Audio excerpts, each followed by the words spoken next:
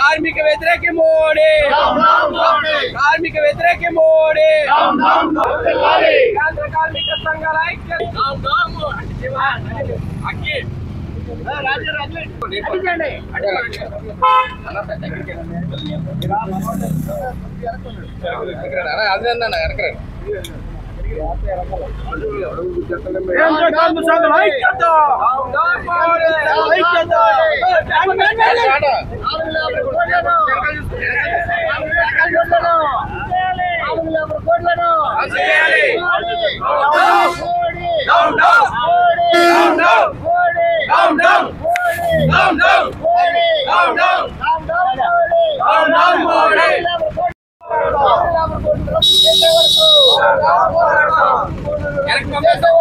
కేంద్రంలోని మోడీ ప్రభుత్వం కరోనా కష్టకాలంలో ప్రజలందరూ కూడా అనారోగ్యాలతోటి ప్రాణాలు అరిచేతులు పెట్టుకుని బతుకుతున్న టైంలో వైద్యం అందించకుండా, ఆక్సిజన్ అందించకుండా ప్రజల ప్రాణాలు గాల్లో కలిపేసి అందరూ చప్పట్లు కొట్టండి, డోలకులు కొట్టండి, డ్రమ్ములు వాయించండి అని చెప్పేసి పిలుపునిచ్చిన మోడీ ఎవరికీ తెలియకుండా పార్లమెంట్లో 29 చట్టాలను రద్దు చేసి 4 లేబర్ కోడ్లు తీసుకొచ్చాడు. వాటిని ఇప్పుడు అమల్లోకి ఏదైతే నవంబర్ 21వ తేదీ 2025న అమల్లోకి తీసుకొస్తూ నోటిఫై చేశాడు. అంటే ఎంత దుర్మార్గం!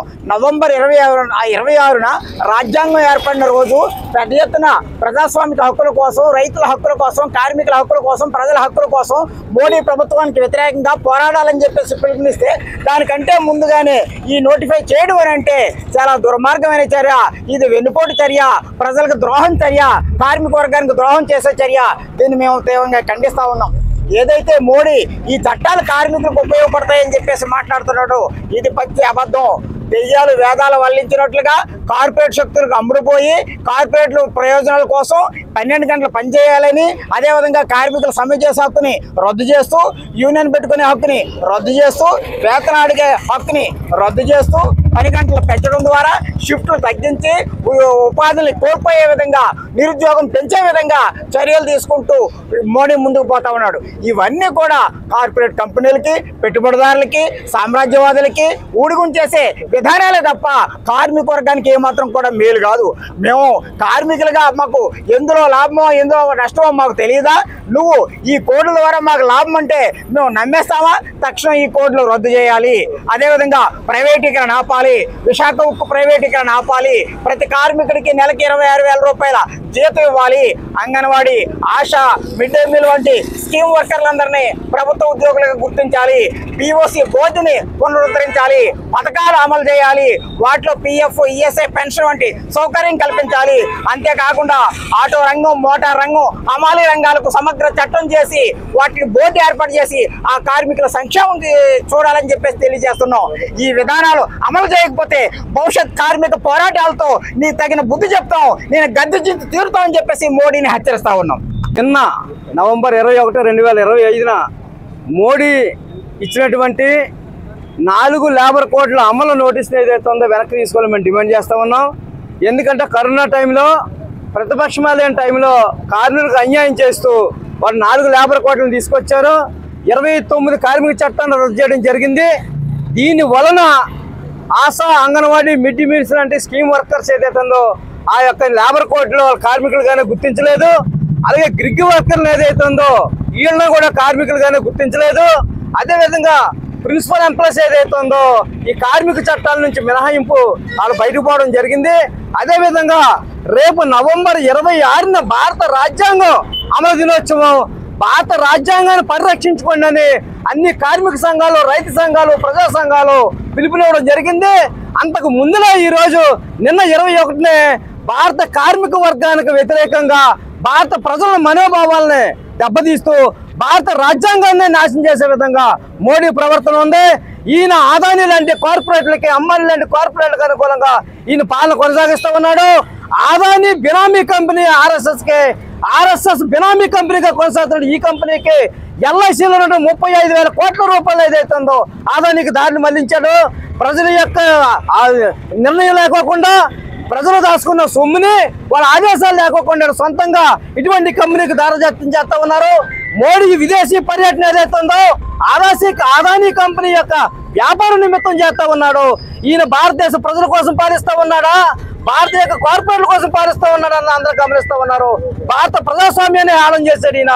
ఓట్లు దొంగతనం చేస్తా ఉన్నాడు. భారత రాజ్యాంగాన్ని అవహేళన చేస్తా ఉన్నాడు. భారత ప్రజాస్వామ్యాన్ని నాశనం చేస్తా ఉన్నాడు. భారత రాజ్యాంగాన్ని మొత్తం అంతా కూడా ఈయన తలకిందులు చేసి పాలిస్తా ఉన్నాడు. కాబట్టి ఇటువంటి పరిస్థితుల్లో తక్షణం 4 లేబర్ కోట్ల అమలు ఉపసంహరించుకుని దాని స్థానంలో ఉన్న 29 కార్మిక చట్టాలను అమలు చేయాలని మేము డిమాండ్ చేస్తా ఉన్నాం. నా పేరు కొడుకు సత్యనారాయణ, ఏఐసిసిటియు రాష్ట్ర నాయకులు. రైతులకు వ్యతిరేకంగా తీసుకొచ్చిన నరేంద్ర మోడీ దేశ ప్రధాని ఏదైతే 4 లేబర్ కోడ్స్ ఉన్నవి తక్షణమే రద్దు చేయాలని చెప్పేసి ఈ దేశవ్యాప్తంగా అనేక సార్లు సమ్మెలు, రాస్తారోకలు, ధర్నాలు అనేక రకాలుగా చేసినా ఇప్పటికీ కూడా ఎక్కడ వెనక తగ్గకుండా కార్మికులకు వ్యతిరేకంగా నిన్ననే ఈ కార్మిక 4 లేబర్ కోడ్స్ని తీసుకురావడం జరిగింది.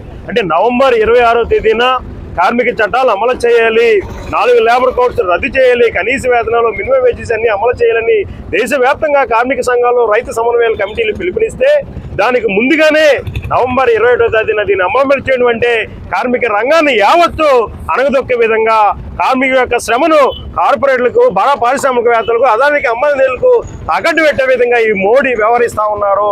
ఇప్పటికైనా మీ మొండి వైఖరి మానుకోండి.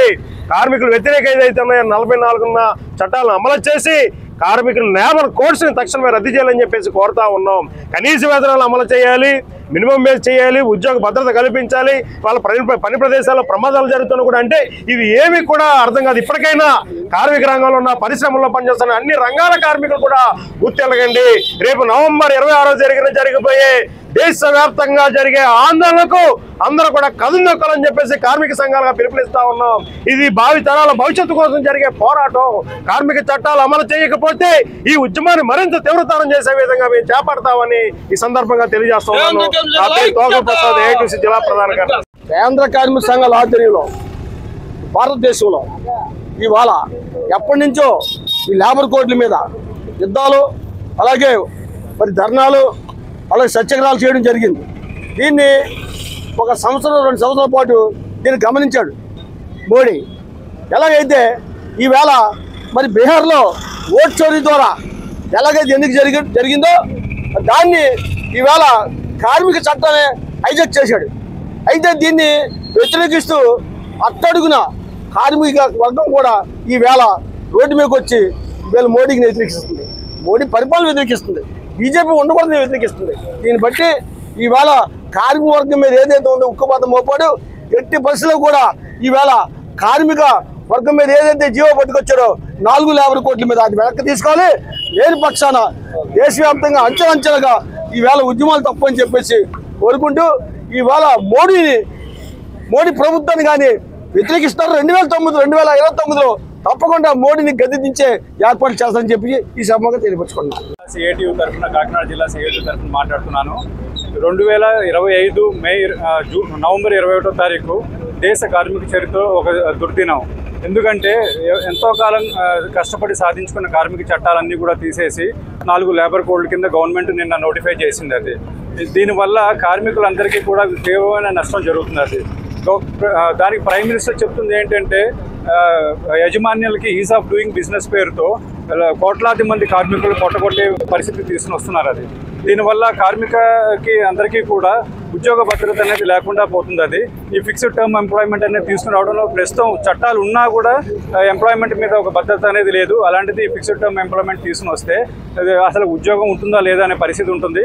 అలాగే ఈ వర్కింగ్ అవర్స్ కూడా పెంచేయడం జరిగింది. అది ఈ కార్మిక కోడ్స్ చట్టాలు తీసేసి కోడ్స్ తీసుకుని రావడం వల్ల దీనివల్ల ఏమవుతుంది, 10 గంటల నుంచి 13 గంటల వరకు పనిచేయాలనేసి గవర్నమెంట్ చెప్తోంది. దీనివల్ల ఆరోగ్య సమస్యలు అవన్నీ కూడా విపరీతంగా రావాల్సిన పరిస్థితి వస్తుంది. దీనివల్ల మళ్ళీ 3 షిఫ్టుల్లో ఉద్యోగస్తులు పనిచేస్తున్నారు ఇంతకాలం 8 గంటలు చొప్పున. అలాంటిది 12 గంటలు 13 గంటలు పనిచేయిస్తే 2 షిఫ్ట్లకు మారిపోతుంది. ఇంకా ఉద్యోగాలు కూడా తగ్గిపోయే పరిస్థితి కూడా వస్తుంది. అది ఆరోగ్య భద్రతతో పాటు ఉద్యోగాలు కూడా కోల్పోయే పరిస్థితి వస్తుంది. అది దీన్ని వ్యతిరేకిస్తున్నాం మీ అందరం కూడా. ఈ రైతులు అయితే ఎలాగ 3 నల్ల చట్టాలని వ్యతిరేకంగా ఒక సంవత్సరం పైన పోరాటం చేసి వాళ్ళని మళ్ళీ ఆ చట్టాన్ని రద్దు చేసుకున్నారు. అలాగే దేశవ్యాప్తంగా ఉన్న కార్మిక సంఘాలన్నీ కూడా ఈ కోడ్లన్నీ కూడా ఎత్తేసే వరకు పోరాటం చేస్తామనేసి మా సిఐటి తరఫున కూడా మేము తెలియజేస్తున్నాం.